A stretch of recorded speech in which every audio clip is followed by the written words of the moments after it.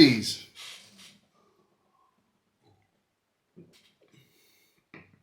Today's Clean Army story is going to focus and give an overview on what is really a loosely organized, murky organization that, according to the Department of the Army, technically does not exist. They, like Delta Force, don't officially exist anywhere on the books of the Pentagon or the Department of the Army, but they do exist, and this organization is present everywhere the Army operates in the world. What is this organization, you ask? It's the E-4 Mafia.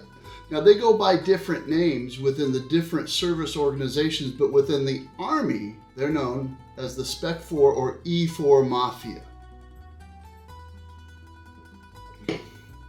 Now, in the Army, they're identified by their rank bearing the logo of the United States Army Eagle. It is affectionately known as the Sham Shield, or the rank of the E-4. It generally takes about 2 years for a soldier to promote from the rank of E1 or private to the rank of E4, specialist. However, soldiers coming into the Army with a bachelor's degree can go directly into basic combat training in the rank of E-4. However, they have not amassed the knowledge base sufficient to operate openly within the E-4 Mafia as an accepted member of same. Of course, we all know that within the Army, there are many protocols and rules and regulations. These govern all aspects of behavior, including procurement and problem resolution. These are the rules of engagement. There exist the official rules for the procurement of parts, supplies, and equipment, and then there are less official rules that oversee the same. And it's this unofficial procurement process that is the murky domain of the E-4 Mafia. And they serve a unique role within units in the Army, helping to leverage outcomes and mission success. Now, your E-4 Mafia is generally willing to engage in the murky transactions of off-the-books transactions and procurements, because by and large they're nearing the end of their enlistments. They've made the decision to exit the Army, so they're within just a few months, maybe a year, maybe 2 years of exiting the Army. And so they generally care less about the potential consequences that might result from being caught engaging in murky activities. Now, this arrangement gives non-commissioned officers, or NCOs, plausible deniability. They find this particularly useful because it keeps them and their careers at arm's length from the range of murky actions and activities that can be undertaken to leverage outcomes. These outcomes may allow the NCOs to get things done and accomplish things that otherwise would be delayed, say by woefully backordered parts and equipment. But this same process and problem resolution might not necessarily be supported wholly by the chain of command, or could be very difficult to explain in a written report.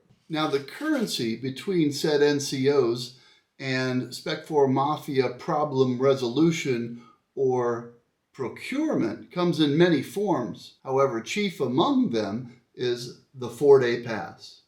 That's right, the 4-day pass, which is well within the authority of a platoon sergeant or an assistant platoon sergeant to extend when necessary. In many respects, it's like off-the-books time off. It doesn't count against the E-4's leave accrual and use. And generally speaking, only the soldiers who ask for a 4-day pass tend to receive a 4-day pass. And more or less nobody else in the platoon even knows it's happening. Again, it represents a very convenient currency between soldiers for E-4 Mafia problem remediation. Now, we know that the E-4 Mafia can be engaged to provide off-the-books or creative solutions to procurement problems. Now, I'm not promoting these concepts. I'm just relating to you the facts as they exist. Having been an enlisted soldier as well as an officer, I've seen it at work. The other characteristics of the Spec 4 Mafia is their unwavering commitment to shamming and getting out of work. And they are like Jedi or Shaolin monks. They can ghost the scene in seconds, in the moments just before an NCO enters the room to snatch up soldiers for a work detail. They virtually have the ability to pass through walls, unseen. They're untraceable, and they know instinctively when a work detail is taking shape or when a situation looks like it's unfolding towards somebody having to do something. They have a remarkable capacity to notify one another or send some signal. And then they've disappeared, leaving a room of unsuspecting privates and private first classes who don't know any better, leaving them at the mercy of the NCOs who show up and put them to work. Thus, the privates and the NCOs move along to perform whatever unpleasant task needed to be executed, and once again, the Spec 4s have disappeared. They are the Shamurai. Now, their commitment to shamming and avoiding work also makes them one of the most effective groups in the Army. Because, for example, if you as an NCO have a task that has to be performed and it's going to take a day and a half or 2 days, all that's necessary is for you to let the Spec 4s know that everyone will be released as soon as the project's done. And that project will be done before lunchtime because they want to go home.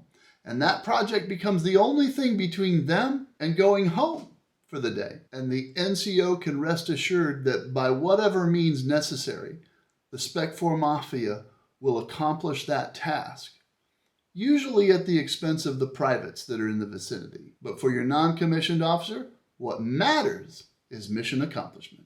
Now, of course, coming up through the ranks, I spent my fair share of time in the Spec 4 Mafia. And that time and those lessons learned as a member of the Spec 4 Mafia served me very well in the next 26 years of my military career. Even as a company commander and as a major, I never forgot those important lessons learned as a member of the Spec 4 Mafia. So thank you for joining me. If you like this video and others like it, please hit like and subscribe and join our team. We'd be glad to have you. Thanks.